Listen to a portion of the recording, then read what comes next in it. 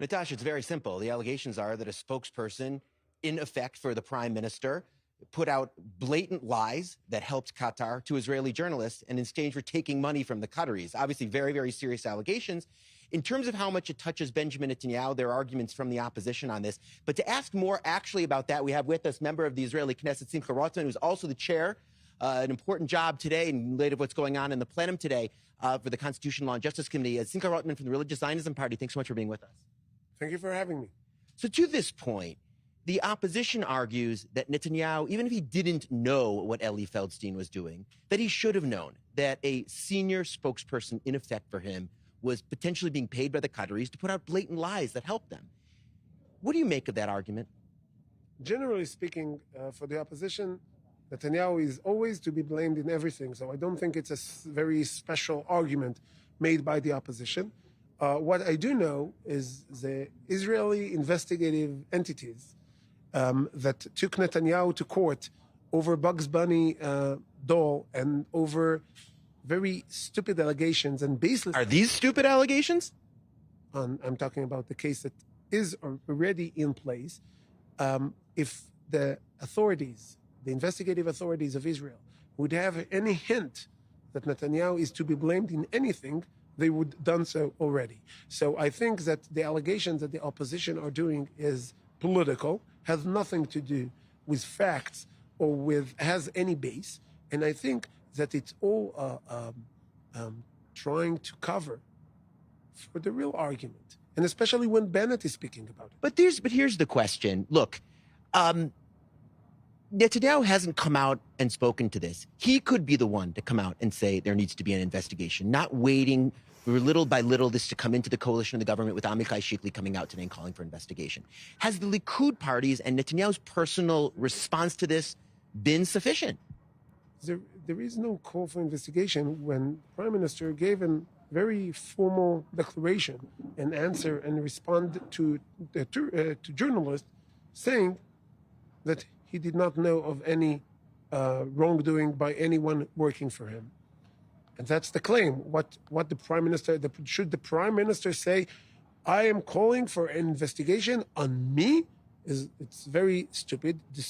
And add to this. But be more out there calling for this to be investigated and coming out again. But it was investigated. Feldstein was investigated. Urich was investigated. There are pending court cases on Feldstein. There are pending court cases on Urich. There was an investigation. And if the investigation had anything to do with Netanyahu, we know from other cases that the investigative entities would go after Netanyahu because they have no fear of going after Netanyahu, as we see with the ridiculous cases that they went after Netanyahu for so many years. So the claim, please let me finish. We have to understand what we're dealing with here. And it's very, very simple. There was a coalition in Israel not so long ago who openly and deliberately cooperated with Muslim Brotherhood. Bennett was the prime minister in this coalition.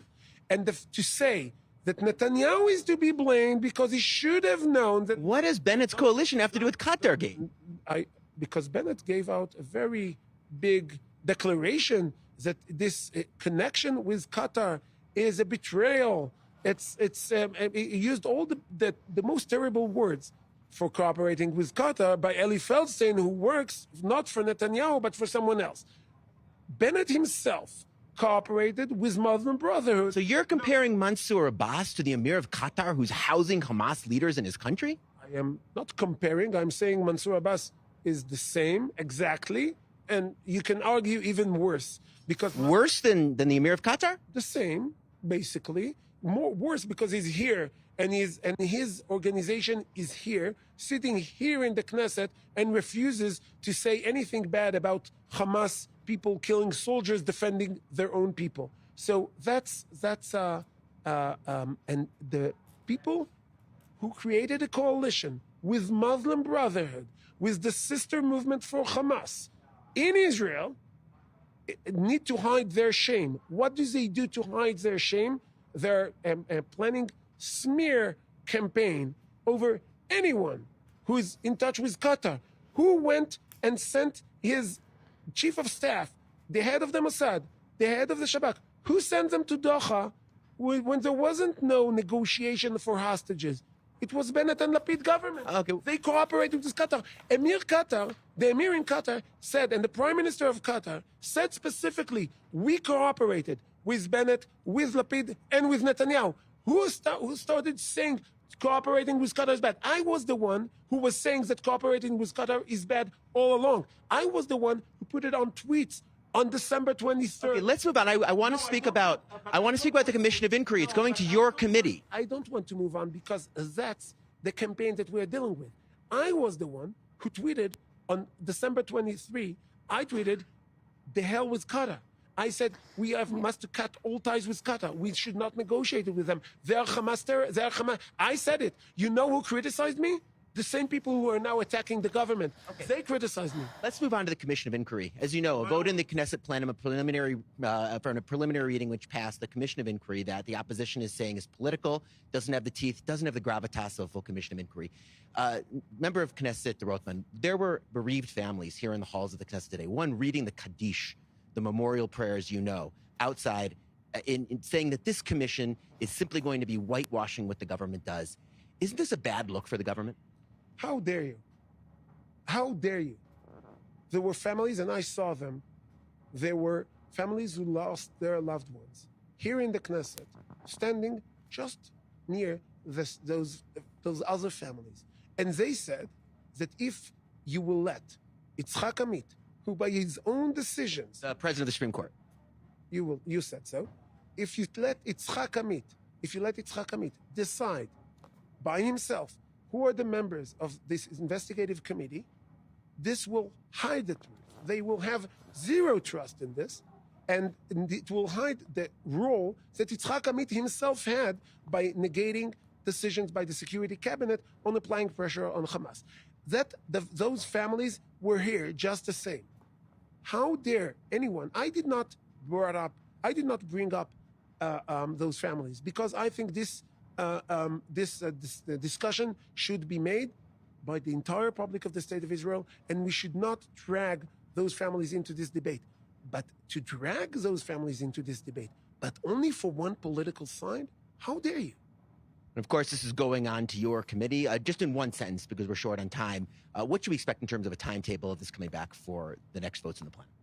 I don't know. We'll see. It's not an easy legislation to go through, and as you know, my committee is very busy with very important legislation, like splitting the roles of the legal advisor and other that are on the table and are pressing just the same. I will do my best. My committee, I'm proud to say, is the most legislative committee in the Knesset. We passed 101 laws in this Knesset. We broke some records.